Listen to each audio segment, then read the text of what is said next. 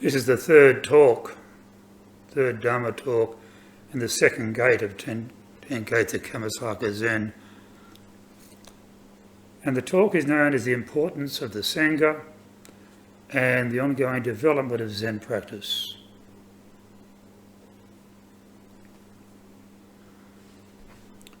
Zen emphasises direct experience. It emphasises mindfulness, and it emphasises the awakening of one's inherent Buddha nature. Now, while the practice of Zen can often appear to be highly personal and centred around meditation and the solitary quest for understanding or enlightened awareness. But Zen also has been long defined by its communal aspect. And it's this community that is known as the Sangha. And the Sangha plays an integral role in the ongoing development of the individual practice, as well as it helps in the development of the ongoing tradition of Zen itself. In this way, the Sangha is more than just a supportive network,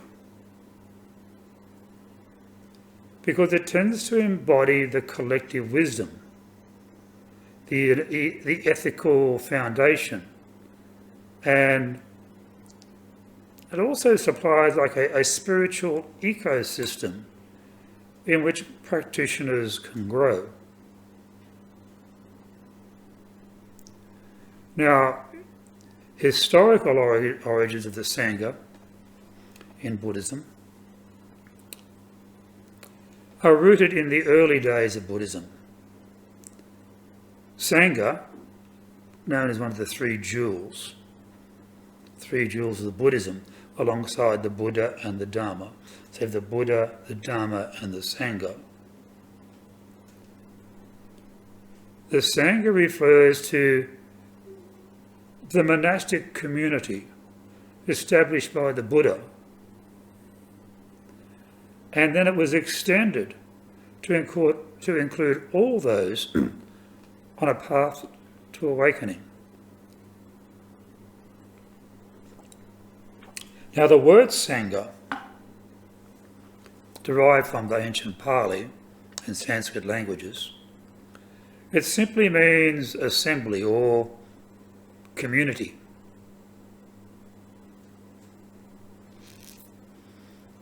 And originally it referred primarily to the monastic community, the robe community.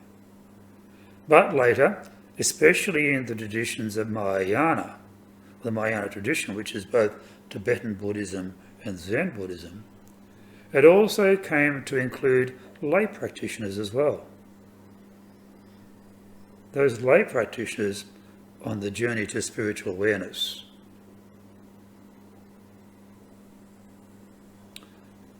The early Sangha provided a vital support system for the Buddha's disciples as they sought to deepen their understanding of his teachings. And it was in those times that the monastic community offered a space for rigorous practice, shared teachings, and also mutual encouragement.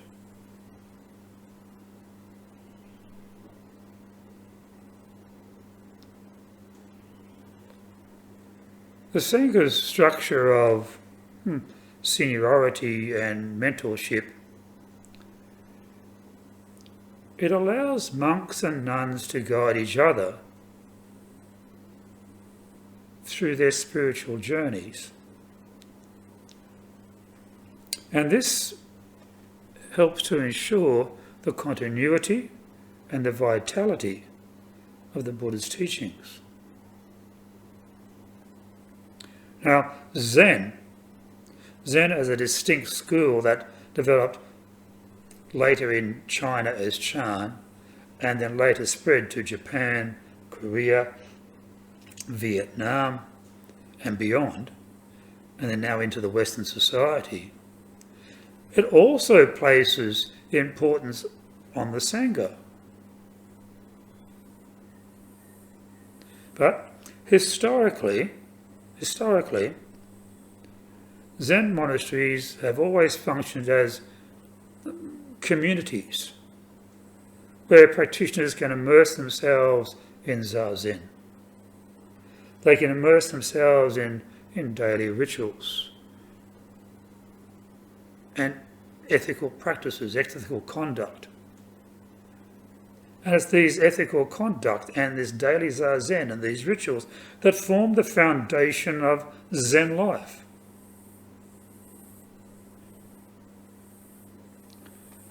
Now, the Zen Sangha has always been a place of support, mutual support, enabling practitioners to reflect on their own actions and reflect on their shared insights into the nature of reality.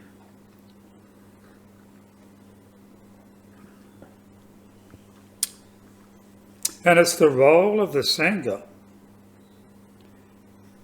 that is in supporting the individual practice, which is one of the most vital functions of the Sangha, is its support for the individual practitioner.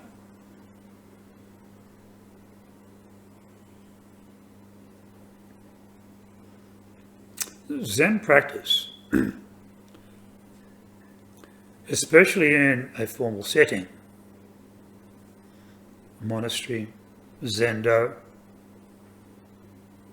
private space, can sometimes be grueling.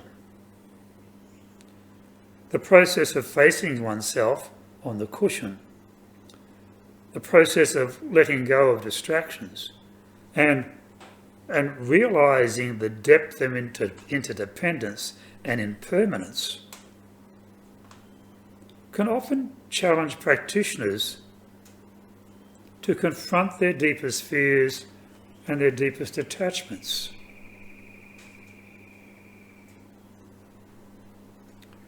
And it's the Sangha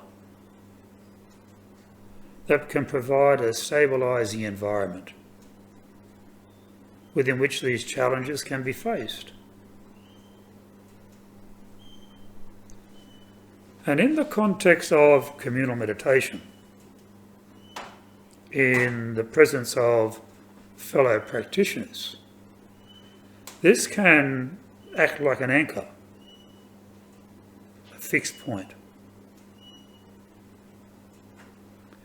And in the silence of the zendo, where practitioners sit together, maybe facing the wall or facing each other with their gaze down,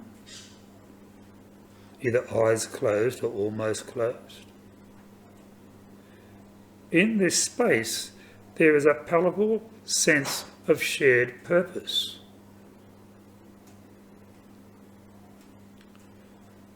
Now, each individual's presence strengthens the resolve of the group. And when one's mind begins to wander, knowing that others around us are equally engaged in the same struggle, it helps to provide motivation to return to the breath or return to the koan.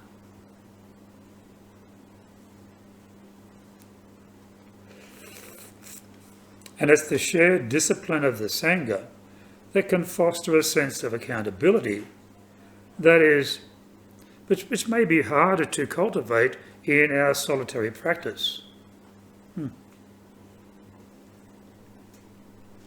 This is why Zen often emphasises just sitting, shikantaza, as a collective, where the group practice can be amplified. It can amplify the individual's effort.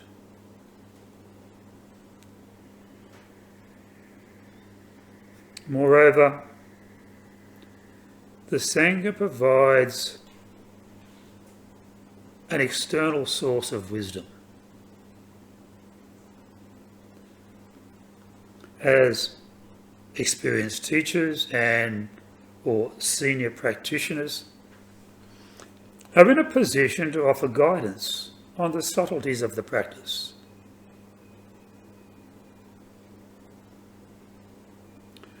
And in Zen, where progress often unfolds slowly, and particularly without explicit markers of progress, it is valuable to receive feedback from others who have already walked the path, who have already experienced the difficulties, who have already had the struggles. And it's the teacher-student relationship which is central to Zen. And it can only flourish within the halls of a vibrant Sangha, in the confines of a vibrant Sangha. Now, a Zen teacher can help practitioners navigate the intricate dynamics of the Zen practice by the use of skillful means to help practitioners address their unique needs. Now, this might be through Dharma talks, or known as Teshio, or through personal interviews known as Dokusan. It's through these that the teacher can help the individual realise their own insights. But it is the Sangha that holds the space for these relationships to evolve and flourish.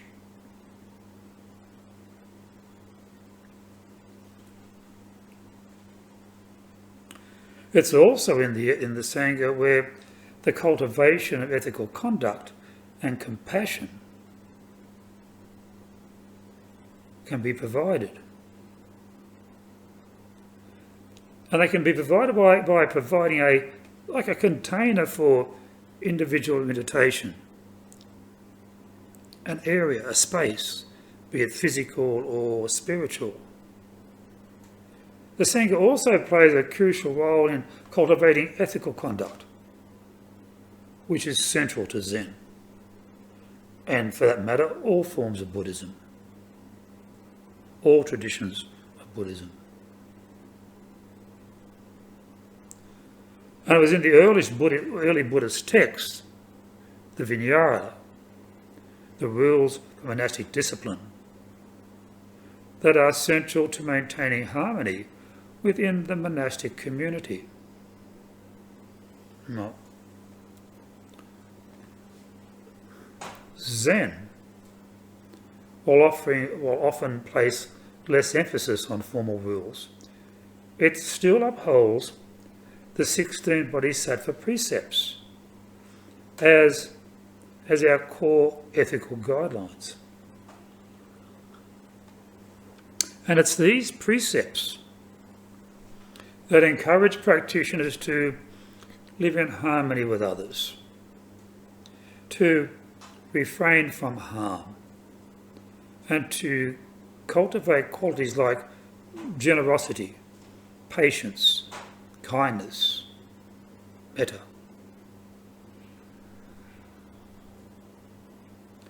And it's in a Zen community where ethical conduct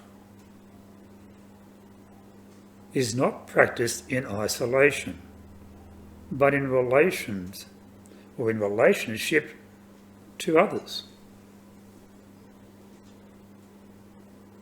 And it's this living in close quarters with fellow practitioners, be it in a long-term environment in the monastery or a retreat, weekend retreat, but it's participating in the Sangha activities of lay life. It naturally brings up opportunities for us to confront our own habits of greed or anger or ignorance. And the Sangha becomes like a mirror in which individuals can see their own strengths and shortcomings in the reflection of that mirror.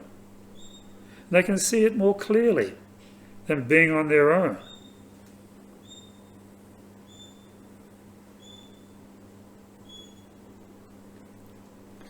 And this relational aspect of practice is integral to Zen's understanding of enlightened awareness as something it's not separate from everyday life.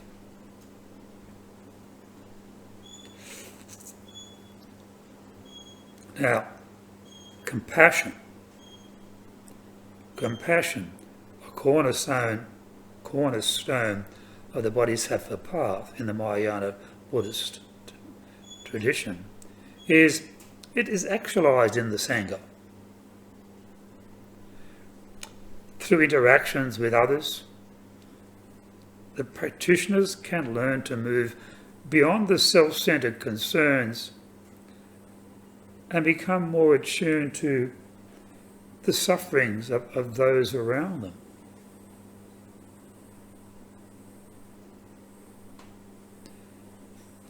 Zen Sanghas often engage in forms of collective service, such as offering support to the sick, feeding the homeless, contributing to environmental causes, working in the hospitals, working in the prison system.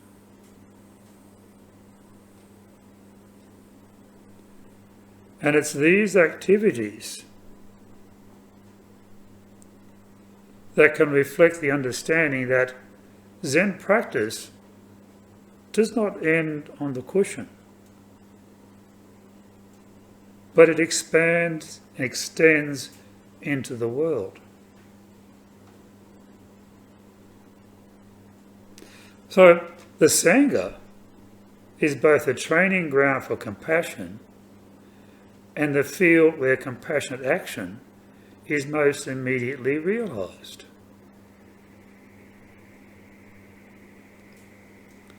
And the Sangha can be a refuge, particularly in the face of challenges in modern times.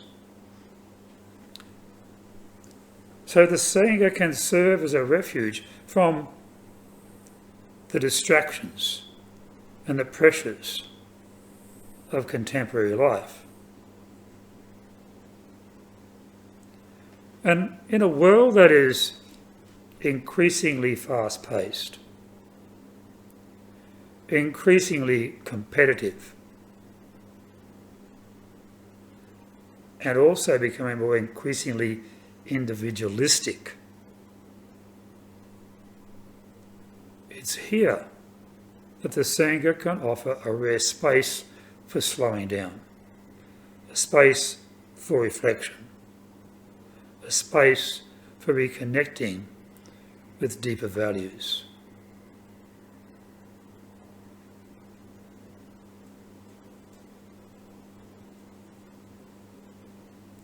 And it's the intention of the community of the Sangha to provide a sense of belonging that is often missing from our modern society.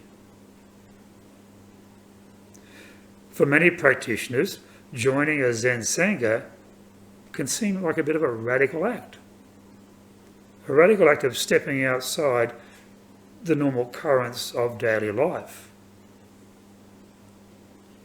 and committing to something beyond personal gain.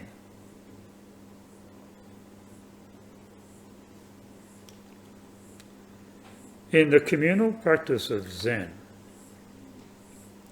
practitioners find a counterbalance to the consumerism we see so far up around us, the materialism, the ego-driven pursuits that seem today to pervade modern life, modern society. And it's in this way that the Sangha becomes not only a space for personal development, but also possibly a source for cultural critique, offering an alternative model of living, a model based on simplicity, mindfulness, and interconnectedness. Now, this particular refuge can extend beyond the physical space of the monastery or the zendo, even online or dispersed sanghas, which have become more common in recent years, such as our Sunday morning Zoom sessions. It's in these that practitioners can find support through virtual meditation groups, online Dharma talks, and shared teachings.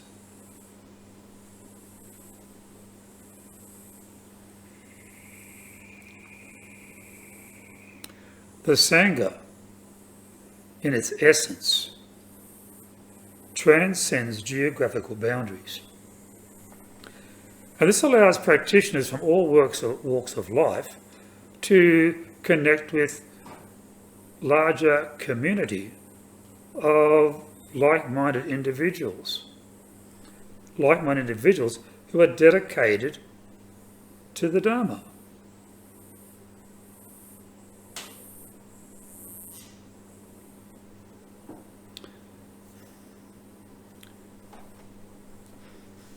Now, sustaining the Zen tradition can also help us cross generations. So the Sangha also plays a vital role in sustaining the Zen tradition into the future, across generations.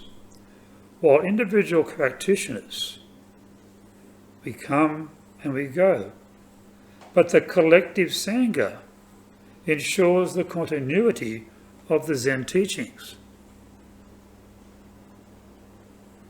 And it's through the transmission of teachings from teacher to student that Zen has maintained an unbroken lineage that dates back to the Buddha himself.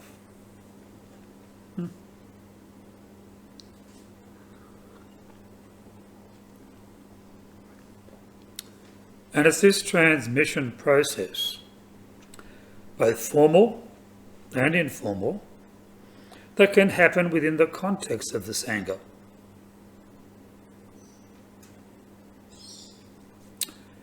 And one of Zen's core tenets is what we call the notion of direct transmission outside of the scriptures. A special transmission outside the scriptures, with no reliance on words or letters, but direct pointing to the human mind. Now you may recognise these words. These are the words of Bodhidharma. Teachings of Bodhidharma. And it's this transmission is not simply a matter of passing on teachings verbally or through written texts, but rather it's a living process that happens within the Sangha itself.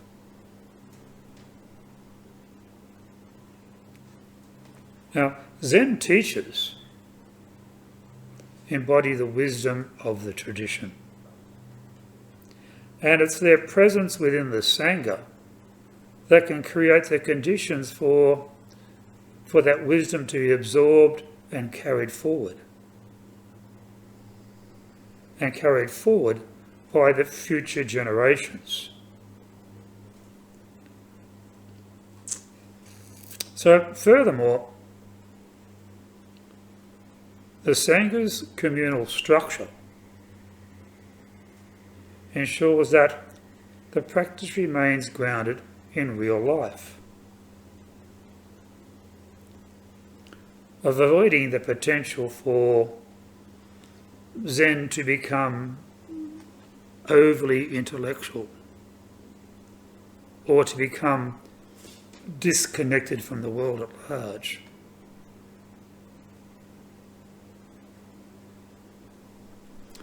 Zen is a tradition that emphasises not knowing.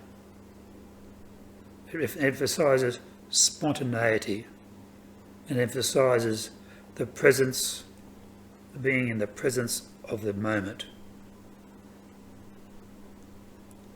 And it's within the living Sangha that these qualities are most vividly realised.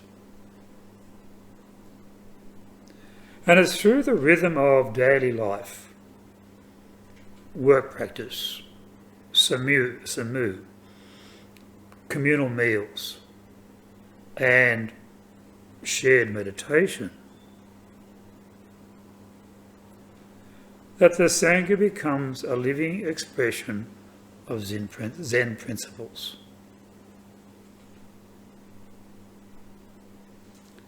So, the Sangha is the heart of Zen practice. It's the heart of Zen practice in the ongoing development of our individual's Zen practice. In this case, the Sangha is indispensable. And it provides like a container for individual practitioners to deepen their understanding of the Dharma, while also offering the collective wisdom and the support that is needed to navigate the challenges of daily life, and also to navigate the challenges of the spiritual path. And it's through the ethical and rational dimensions of Sangha life that practitioners learn to embody the teachings of Zen, to inject the teachings of Zen into their daily interactions. And this can help in cultivating compassion, patience, and insight.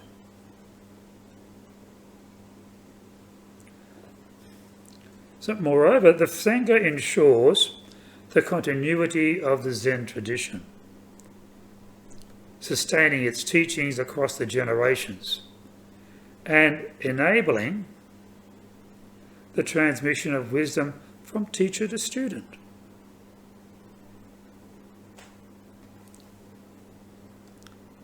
The Sangha can also operate as a refuge from the distractions and the pressures of modern life. The Sangha offers an alternative model of living, a model based in mindfulness, a model based in simplicity, a model based in interconnectedness. So ultimately, the Sangha is not just a community of practitioners. It's an expression of the Dharma itself. And it's through these shared practices, through this ethical foundation, and through compassionate action, that the Sangha can manifest the very principle that Zen seeks to cultivate, such as wisdom, compassion, and importantly, the realisation of our true nature as interconnected beings. And it's in this way that the Sangha stands at the heart of Zen practice, ensuring its vitality and relevance in the modern world. the Sangha.